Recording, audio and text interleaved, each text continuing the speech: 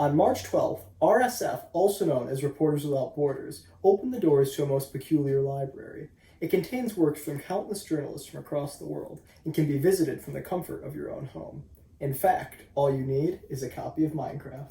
So we built a whole server that exists within Minecraft, and it contains several rooms with books that are censored in certain countries around the world. This server is known as the Uncensored Library. Currently, it contains pavilions dedicated to Vietnam, Mexico, Russia, Egypt, and Saudi Arabia, some of the lowest-ranking nations on RSF's World Press Freedom Index. Each section contains a series of banned writings that have been transcribed into in-game books.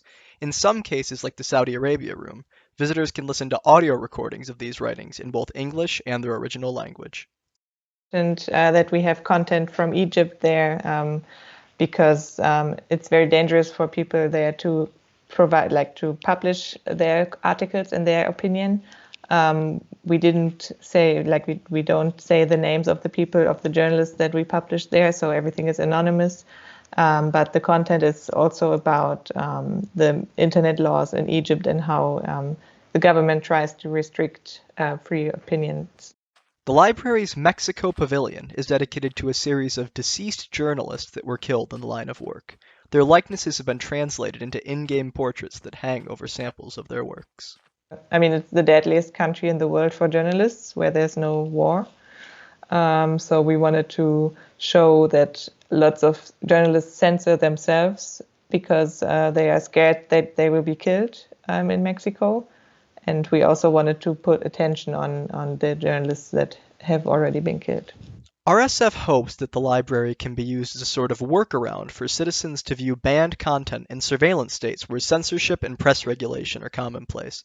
Since it is a Minecraft server, the library is much less likely to be blocked than a more traditional journalism outlet. It's played by so many people around the world, and it's also accessible in almost every country in the world.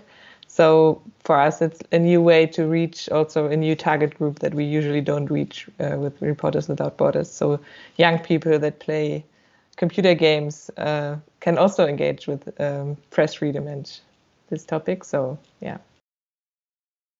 The COVID-19 pandemic has brought awareness to the issue of press freedom for many people worldwide.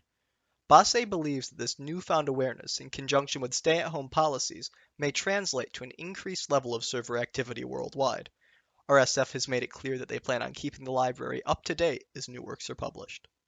We added some new articles already for the different countries.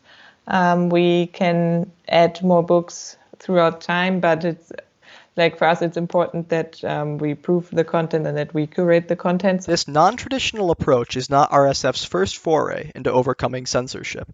That honor goes to the Uncensored playlist, a publicly available album on streaming services like Spotify and Apple Music. We actually had articles from journalists put into lyrics and put into songs. So because also streaming platforms are available in most countries in the world. So this was a similar approach to overcoming censorship. So far, RSF is very pleased with the library's reception. The server has pulled in visitors from the target countries of Vietnam, Russia, Mexico, Egypt, and Saudi Arabia, and has not yet received any threats from the governments of said nations. We can see that it's working, so that people are accessing the content which is censored with our Minecraft library. So this is very nice to see that it's actually working and not just like a PR stunt, like some people might say. If you'd like to see the library for yourself, you can log on at visit.uncensoredlibrary.com. If a solitary visit is more your style, you can download the map from the server's website at uncensoredlibrary.com.